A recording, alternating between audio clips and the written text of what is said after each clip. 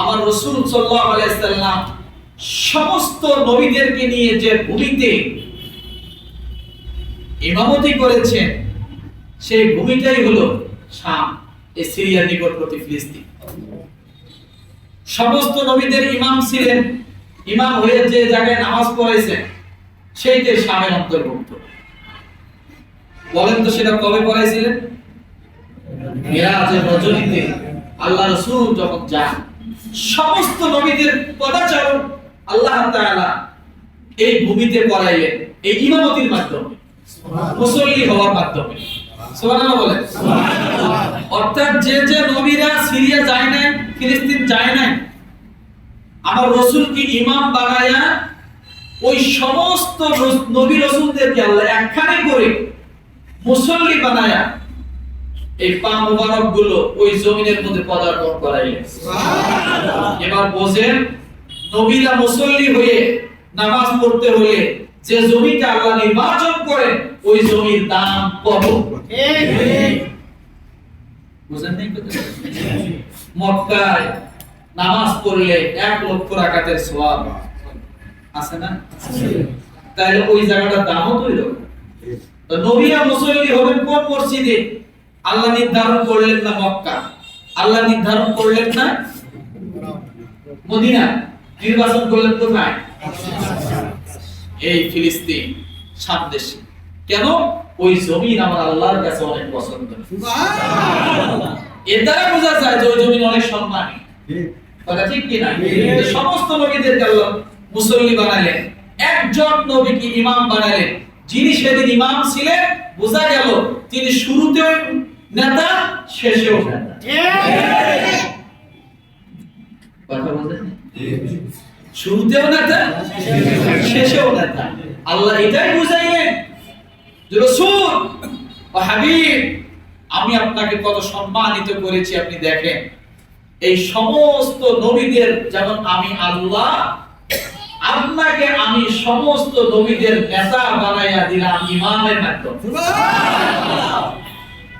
কিন্তু আজকে বড় দুঃখের বিষয়, ওই ইমামদের কোনো মূল্যায়ন নাই সমাজে। নাকি আবার রাগ করলেন? আছে না, কোনো মূল্যায়ন নেই। আপনি একটা বার ভাবুন, ইমামতি করেছেন রাসূল, এটা যেমন তেমন কাজ না। আল্লাহ যার কপালে যতদিন ভালো রাখছে সে ততদিন করবে। আপনি সলিমুদ্দিন, করিমউদ্দিন, রহিমউদ্দিন এটা বিরোধিতা করে কি করবে? ঠিক। বাংলাদেশের কত জায়গায় যায়, কত ইমামরা দুঃখ প্রকাশ করে, কত ইমামরা দুঃখ। রাসূলের চোখে দুনিয়া আর রাসূলের চোখে হলো শাম, সিরিয়া। তাহলে আলোচনার বিষয় রাসূলের চোখে দুনিয়া। এই দুনিয়ার মধ্যে রাসূলের চোখে হলো শাম এবং সিরিয়া। মনে থাকবে, এই শাম এবং সিরিয়া সম্পর্কে আল্লাহ তাআলা কোরআনুল কারীমে কি বলেন? বলবো, আল্লাহ রাব্বুল আলামিন বলেন, সুবহানাল্লাযী আসরা বি'আবদিহি লাইলান মিনাল মাসজিদিল হারামি ইলাল মাসজিদিল আকসা الذي باركنا حوله لنريه من آياتنا إنه هو السميع البصير। সূরা বনী ইসরাঈল আয়াত নাম্বার 1। কত? এই আয়াতটি প্রসিদ্ধ, অনেকে আমরা জানি, কারণ এই আয়াতটি নাযিলের প্রেক্ষাপটে আমরা যখন মিরাজের আলোচনা করি তখন এই আয়াতটা বেশিরভাগ আলোচনা হয় মিরাজ সম্পর্কে। আসরা বিআবদিহি লাইলাম মিনাল মাসজিদিল হারাম, ইসরা করেছেন আল্লাহ তাআলা তার রাসূলকে মিরাজের রজনীতে মক্কা থেকে কোথায়? ফিলিস্তিন, মসজিদুল আকসা, ফিলিস্তিন। আল্লাহ তাআলা এখানে ভ্রমণ করেছে। কিন্তু এই আয়াতটা আমি কেন নিয়ে আসছি?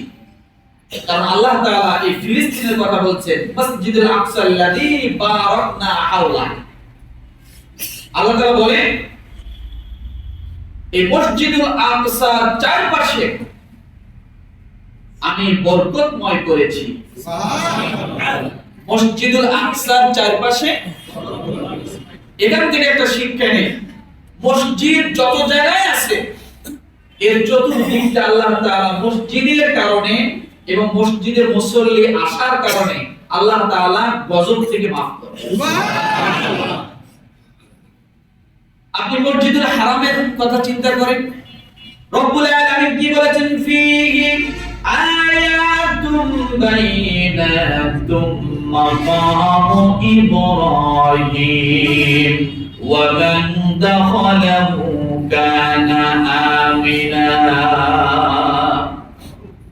ইন্না আওয়ালা বাইতিন উদিআ লিন-নাসি লাল্লাযী বিবাক্কাতা মুবারাকান ওয়া হুদাল লিল-আলামিন। আল্লাহ মক্কা যেখানে আছে, মক্কা কাবা, এর চতুর্দিকে আমি আল্লাহ তাআলা বরকতময় করেছি এবং এর ভিতরে আমি আল্লাহ তাআলা এটাকে নিরাপত্তা দান করেছি, নিরাপত্তা সেই স্থান বানিয়েছি। তাই বোঝা গেল এই মক্কারই একটা অংশ তো মসজিদগুলো, নাকি বলেন? এই মক্কারই অংশ না, তো মসজিদ যেখানে আছে চতুর্দিকে আল্লাহ তাআলা নিরাপদ রাখছে। রাসূলের হাদিসে আছে, যারা মসজিদে যাতায়াত করে, মসজিদের সঙ্গে যার হৃদয় আছে, মসজিদের সঙ্গে যার ভালোবাসা আছে, এরা হলো আল্লাহর মেহমান। হাদিসে ওখানে শেষে আছে যে এই মেহমানদেরকে সম্মান করা এটা আল্লাহর জিম্মা। এখন সম্মানটা কিভাবে করে? রাসূলের আরেক হাদিসে আছে, বলা হয়েছে যারা মসজিদের সাথে যার সম্পর্ক থাকে, আশপাশ যারা থাকে মসজিদকে কেন্দ্র করে, যে মসজিদ কাছে থাকলে নামাজ পড়া হয়, মসজিদ কাছে থাকলে ভালো লাগে, কথা ঠিক না? তো আল্লাহ তাআলা হাবিব ডাক দিয়ে বলেন যে ওই সমস্ত মানুষগুলো যে জায়গায় বিচরণ করে আল্লাহ তাদের ওসিলা করে ওই জায়গায় গজব দেন না, সুবহানাল্লাহ, আযাব নিকটিত করেন।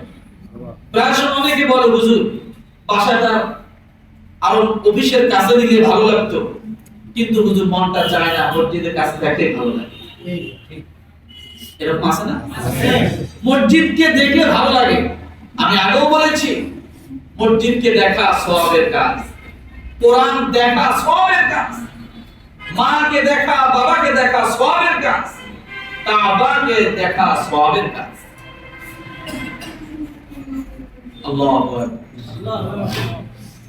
আমার ভাইরা, তাহলে বুঝলাম আল্লাহ তাআলা ফিলিস্তিন ভূমির আশপাশের এলাকাগুলোকে আল্লাহ বরকত বানিয়ে দিয়েছেন, বরকতে ভরপুর করে দিয়েছেন। রাসূলের হাদিসে আজ থেকে 14.5 বছর আগে, 1400 বছর আগে আল্লাহ নবী শাম শব্দ ব্যবহার করেছেন। কি ব্যবহার করেছেন? শাম। রাসূল বলেছেন, আল্লাহুম্মা বারিক লানা ফি শামিনা ওয়া ফি ইয়ামিনিনা, আল্লাহুম্মা বারিক লানা ফি শামিনা ওয়া ফি ইয়ামিনিনা। সাহাবায়ে কেরাম বললেন, রাসূল আপনি বলেন ওফি নাজদিনা, আল্লাহ নবী তা বললেন না। শামের বরকতের জন্য দোয়া করলেন। কিসের বরকত? শামের বরকতের জন্য দোয়া করলেন, ইয়ামানের বরকতের জন্য দোয়া করলেন। ও মুসলমান, পৃথিবীর জমিনে সবার আগে সর্বপ্রথম কৃষি আবাদ যে সমস্ত জায়গায় হয় সেটা হলো এই সিরিয়াতে, শামে। কোথায়? এই শামে। এই শাম হলো ফিলিস্তিন, সিরিয়া, জর্ডান এবং লেবানন। কয়টা রাষ্ট্র? কয়টা? ফিলিস্তিন। আজকে ফিলিস্তিন না, কিন্তু আগে ফিলিস্তিন। আগে ফিলিস্তিন কেমন? আবার আজকে তো ফিলিস্তিনের অর্ধেক ইসরায়েল নিছে। তখন ইসরায়েল বলতে কিছু ছিল না। পুরা আজকে এখন যদি বলতে চাই তাহলে বলতে হবে ফিলিস্তিন, ইসরায়েল, লেবানন, এরপরে কি জর্ডান, সিরিয়া, এগুলো সব অংশটা মিলে হলো অফি শামিনা। শাম বলো। এই শামকে ভাগ করা হয়েছে আধুনিক যুগে এসে। যেমন আমরা আমাদের কথা বলি তাহলে বুঝতে সহজ হবে। আমরা আগে সকলেই ভারতই ছিলাম, নাকি? ভুল বললাম না? আবার হুজুর কি করছো বড় বড় যে ভারতের বিরুদ্ধে এত কিছু আমরা বলে ভারত আসলে কি আমরা ভারতে ছিলাম? তারপরে ভারত ভাগ হলো কি, ভারত থেকে আলাদা হলো পাকিস্তান নাকি? তখন আমরা গেলাম পাকিস্তানি, আমরা পাকিস্তানিও ছিলাম নাকি বলে? ভুল বললাম? এরপরে আমরা পাকিস্তানের পরে আমরা আবার ভাগ হয়ে হলাম বাংলাদেশ। তাহলে আমরা মূলত ভারতীয়। এই ভারতের থেকে হলো পাকিস্তানি, পাকিস্তানের থেকে হলো এক ভারত কয় টুকরো হলো এখানে? এখানে 3 টুকরো, আরো থাকতে পারে। এইরকম মনে করেন পুরা শামটা ছিল ফিলিস্তিন, জর্ডান, লেবানন, সিরিয়া, এগুলো পুরোটা মিলিয়ে একটা শাম। আল্লাহর নবী পুরো শাম নিয়ে বলছেন, আল্লাহ আমাদের শামে আপনি বরকত দান করুন।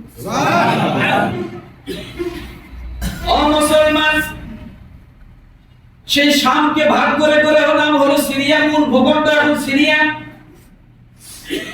সিরিয়ার রাজধানীর নাম হলো দামেস্ক। কি? এই সিরিয়া অর্থ হলো সফল বা বিজয়ী। কি বলেন? সফল বা বিজয়ী। কারণ এই সিরিয়ার ইতিহাস বড় মারাত্মক ইতিহাস। সিরিয়ার ইতিহাস পুরো হলো মুসলমানের ইতিহাস। সিরিয়ার ইতিহাস পুরা মুসলমানের ইতিহাস। সুবহানাল্লাহ। পৃথিবীর দ্বিতীয়তম সবচাইতে আল্লাহর কাছে পছন্দনীয় জায়গার নাম হলো সিরিয়া, শাম। সবচাইতে আল্লাহর কাছে উত্তম জায়গা। তাহলে সিরিয়া শব্দের অর্থ কি? সিরিয়া শব্দের অর্থ শাম। সিরিয়া শব্দের অর্থ হলো বিজয়, সফল। এখন এই সিরিয়া হলো পশ্চিম এশিয়ার একটি সার্বভৌম দেশ। এটা আগে থেকে স্বয়ংসম্পূর্ণ। এটার গোলামি অনেকে করছে, কিন্তু এখন এটাকে গোলাম বানানো হয়েছে। বুঝতে পারছি কথা? দক্ষিণে হলো, দক্ষিণ পশ্চিমে হলো লেবানন। ভাগ করার পরে দক্ষিণ পশ্চিমে পড়ে গেছে কি? লেবানন। এরপরে উত্তরে তুরস্ক, পূর্বে হলো ইরান, আবার দক্ষিণে জর্ডান, আবার দক্ষিণের কিছু অংশ পাইছে দক্ষিণ পশ্চিমে ইসরায়েল। এরপরে পুরোপুরি পশ্চিমে হলো ভূমধ্যসাগর, এর মাঝখানে হলো সিরিয়া। আর এই সিরিয়া হলো উর্বর জমি। সুবহানাল্লাহ। যার কারণে পৃথিবীর ইতিহাসে কৃষি আবাদ যেখান থেকে উৎপত্তি হয় সেটার নাম কোন জায়গা? সিরিয়া, শাম। আর আল্লাহ তাআলা এইজন্য বলছেন বারাকনা হাওলা, এখানে অনেক পরিমাণ, প্রচুর পরিমাণ ফল মূল, শাক সবজি সব আছে এখানে। অনেক নবীদেরকে আল্লাহ অন্যান্য জায়গা থেকে ওই জায়গায় স্থানান্তরিত করেছেন, ভ্রমণ করাইছেন। রাষ্ট্র খেলাফতের জন্য, রাষ্ট্র পরিচালনার জন্য সবচেয়ে উপযোগী জায়গা ছিল এই সিরিয়া, শাম।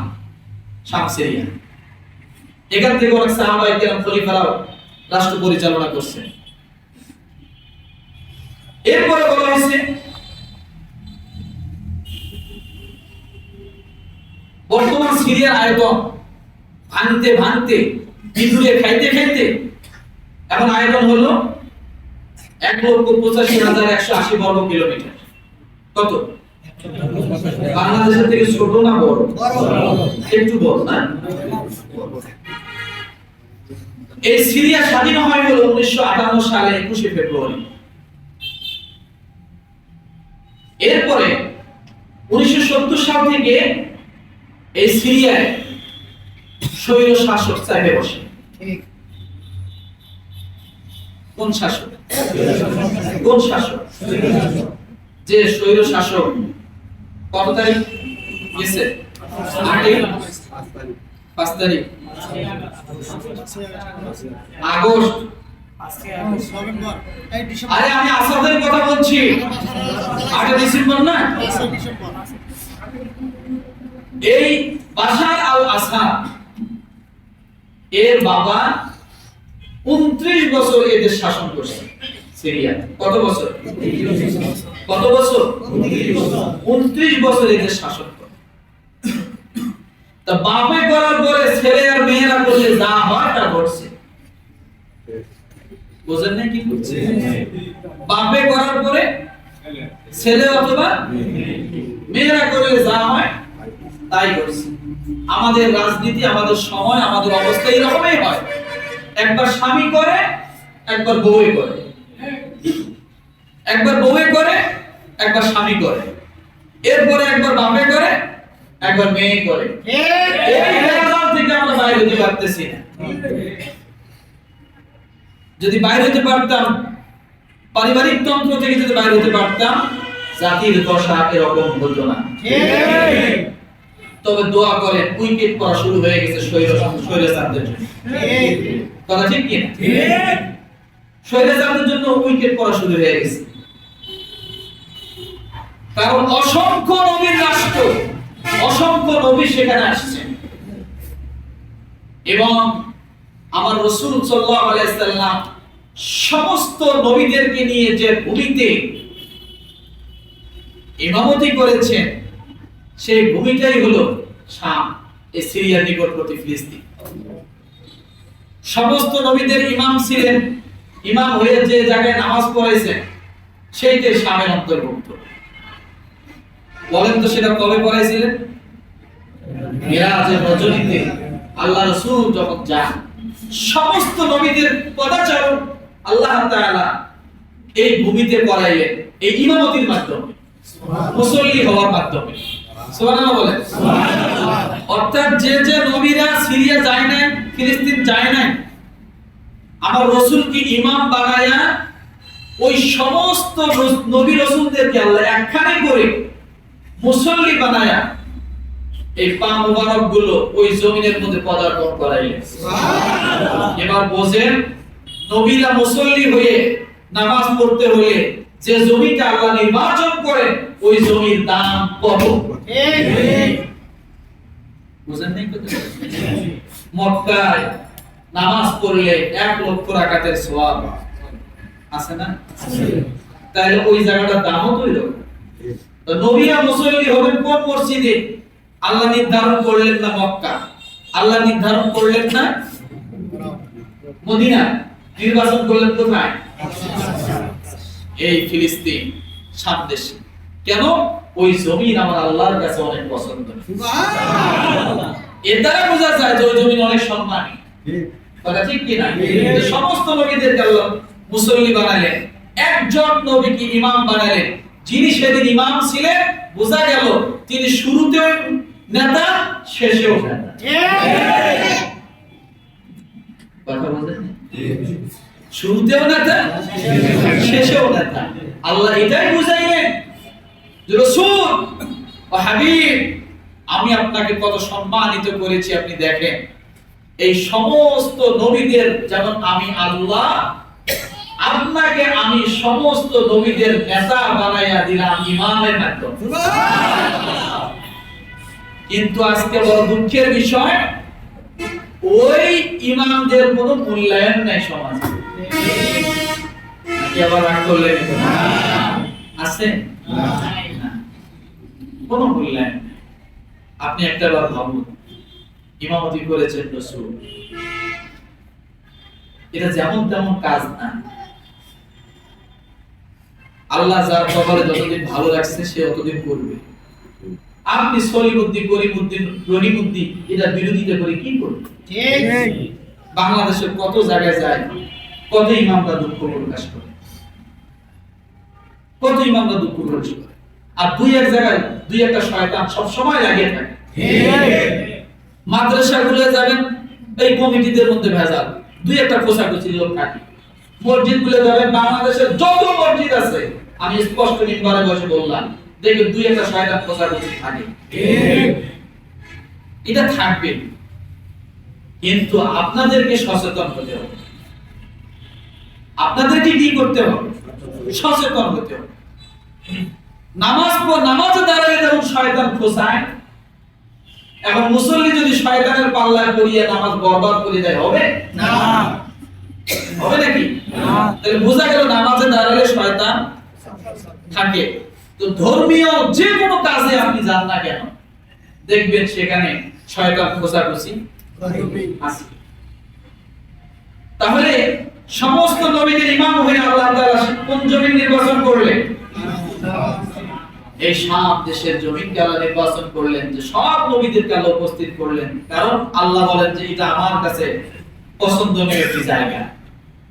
রব্বুল আলামিন সূরা আরাফে কি বলেন? ওয়া আওরাসনাল কওমাল্লাযীনা কানু ইস্তাদআফুনা মাশারিকাল আরদি ওয়া মাগারিবাহাল্লাতী বারাকনা ফীহা ওয়া তাম্মাত কালিমাতু রাব্বিকাল হুসনা আলা বনী ইসরাঈল বিমা সাবারু ওয়া দাম্মারনা মা কানা ইয়াসনাউ ফিরআউন ওয়া কওমুহু ওয়া মা কানু ইয়ারিশুন। সূরা আরাফ আয়াত নাম্বার 137। রব্বুল আলামিন এই জমিন সম্পর্কে কি বলেন? মুসা আলাইহিস সালাতু ওয়াস সালামকে আল্লাহ জানিয়ে দিলেন, আর যাদেরকে দুর্বল মনে করা হয় আমি তাদেরকে সেই দেশের পূর্ব পশ্চিমের উত্তরাধিকারী বানালাম, যেটা আমি বরকত নাযিল করেছিলাম। এবং বনী ইসরাইলের ব্যাপারে তোমার প্রতিপালকের শুভবাণী পূর্ণ হলো, যেহেতু তারা সবর করেছিল। আর ফেরাউন ও তার সম্প্রদায় যা কিছু বানাতো ও তা কিছু তার চড়াতো, তা সব আমি ধ্বংস করে দিলাম। এই সূরা আরাফের 137 নম্বর আয়াতে আল্লাহ এটাও প্রমাণ করলেন যে তোমরা ওই জমিনে ভ্রমণ করো। কাকে ভ্রমণ করতে বলছে? তোমরা ওই শামে ভ্রমণ করো। ওটা একটা মুসলমানদের জন্য নিরাপদ জায়গা, ঈমানদারের জন্য নিরাপদ জায়গা। সুবহানাল্লাহ বলেন। সুবহানাল্লাহ। কার জন্য নিরাপদ জায়গা?